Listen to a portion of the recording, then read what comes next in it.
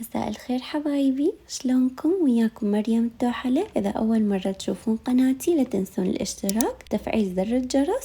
يلا نبدأ وصفتنا. وصفتنا اليوم هي شوربة الكراث بالبطاطا. تقول الروايات إنه هاي الوصفة أصولها ترجع لفرنسا، وكانت تعرف باسم بوتاج برمنتي، هو اللي اكتشفها. بس الغريب إنه هذا الاسم مو جاي من طباخ مشهور، جاي من صيدلاني.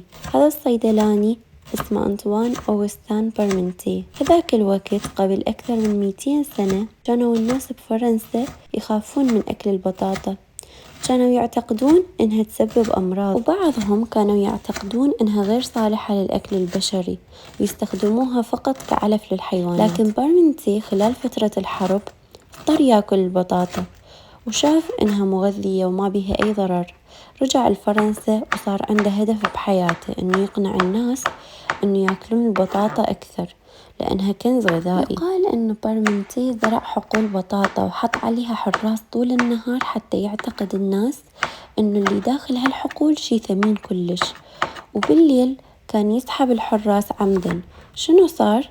الناس صاروا يتسللون ويسرقون البطاطا لأنهم ظنوا إنها شي نادر وغالي، وهيج انتشرت البطاطا بين الناس. يعني هذا الرجال سوى أول حملة تسويقية ذكية، مو بالإعلانات ولا بالسوشيال ميديا، بالحراس والفضول البشري. ومن هنا دخلت البطاطا للمطبخ الفرنسي وصارت جزء من أطباق هواية، من أشهرها شوربة الكراث والبطاطا. وبدون ما أطول عليكم السيرة، هاي الوصفة جدا سهلة وبسيطة. جدر على النار ذوبت زبدة جوز الهند وضفت البصل والثوم اللي قطعناهم، وبس ياخذون حمسة راح نضيف الكراث.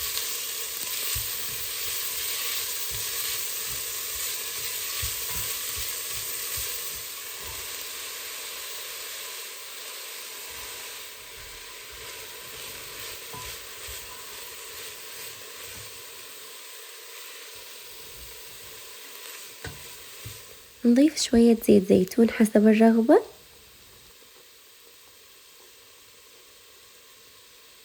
طبعا سالفتنا ما كملت لهنا، لأن بعدين ظهرت نسخة ثانية من هاي الشوربة اسمها فيشيسواز.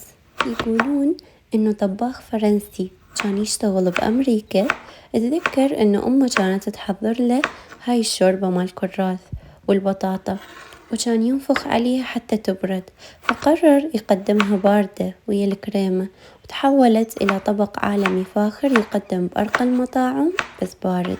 وأعتقد إنه هذا أكثر شي ممكن واحد يحبه بالأكل بعد التذوق طبعا، لأنه كل وصفة تحمل قصص البشر، مثلا قصة الصيدلاني اللي حاول يغير أفكار الناس، أو قصة طفل كبر وصار طباخ مشهور وتذكر طعم طفولته.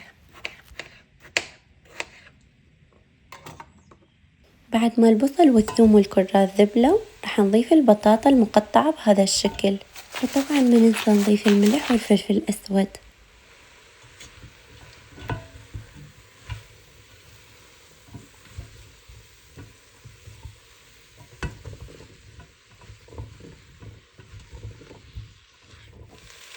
بس يحمسون راح نضيف لتر ونص تقريبا من ماء سلق الدجاج، أو تقدرون تضيفون ماء عادي وتضيفون وياها مكعب ماجي.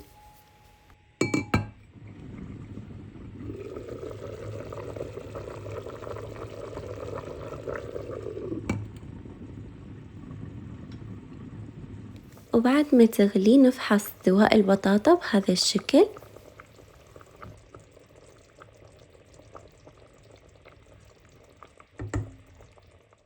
وهسه نخلطها بالمكسر.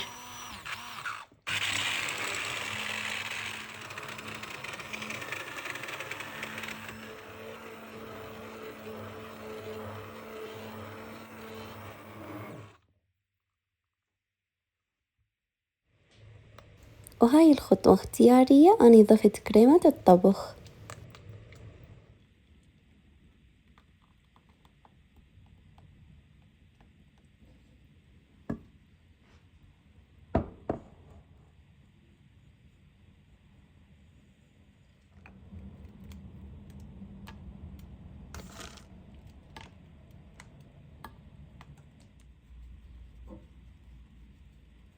قدموها بالطريقة اللي انتو تحبوها وحطوا وياها إضافات انتو تفضلوها. أنا ضفت وياها قطع التوست المحمصة والبقدونس.